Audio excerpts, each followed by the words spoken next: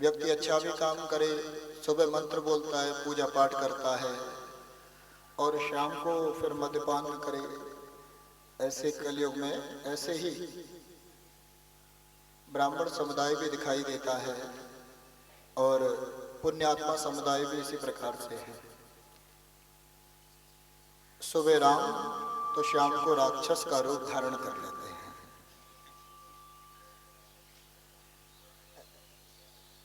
वेद पाठ करना,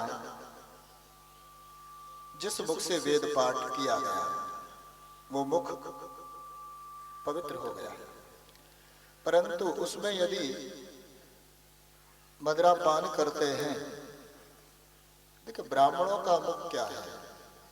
ब्राह्मणों का मुख भगवान का मुख है।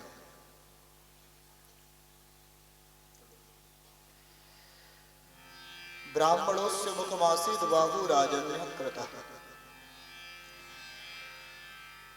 वेद में मंत्र है जिसमें पुरुष सूक्त में ब्राह्मणों को भगवान का मुख कहा है, या ये कहें कि ब्राह्मण भगवान के मुख से प्रकट हुए।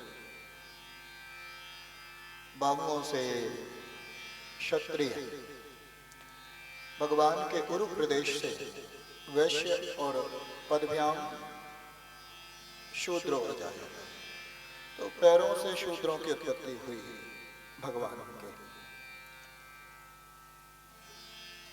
तो ब्राह्मण को यदि हम भोजन करा देते हैं, भगवान 3 मुख से प्रसाद ग्रहण करते हैं। भगवान के 3 मुख बताए हैं, प्रेम से केशरी।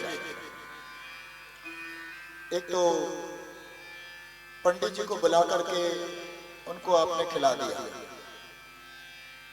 लेकिन वो ब्राह्मण वेद पाठी ब्राह्मण हो, वेद पाठी ब्राह्मण को भोजन आपने कराया, मानो भगवान ने उसको पा लिया। ऐसा क्यों है? क्योंकि देखिए जब तक बर्तन शुद्ध नहीं होगा तब तक उसमें, अब जैसे खराब बर्तन हो, उसमें कल पानी आया मेरे पास पीने के लिए, तो उसमें थोड़ा सा मेरे को लगा ये पानी थोड़ा धूमिल सा है, तो शायद पात्र गंदा होगा। तो मैंने कहा ये जल गंदा हो गया, अब इसे पीना नहीं चाहिए, वो फेंक दिया। अगर वो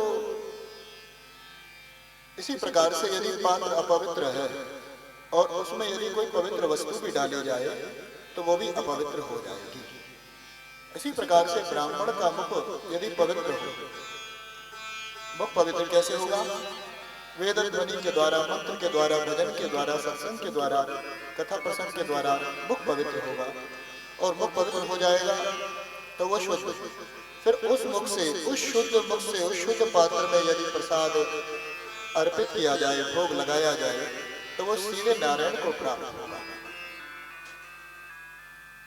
मुखम पवित्रम यदि राम नाम, ये राम का नाम ही वेद ध्वनि है।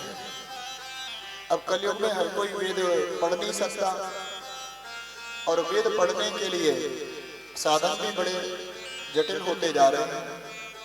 किसी के पास वेद पढ़ने का समय नहीं है, तो वेद का फल कैसे मिले? तो बोले वो यदि राम का नाम जपेगा तो भैया उसे वेद पढ़ने का फल मिलेगा। तो वेद पढ़ा हुआ मुख है, उसमें यदि आहुति डाली जाए तो उससे भगवान ग्रहण करते हैं, उसको भगवान ग्रहण कर लेते हैं। जैसे अग्नि में आहुति डालते हैं तो स्वाहा करके अग्निदेव को प्राप्त होती है, ऐसे ब्राह्मण को खिलाया, जब ब्राह्मण के मुख से निकलेगा आहा तो भगवान प्रसन्न।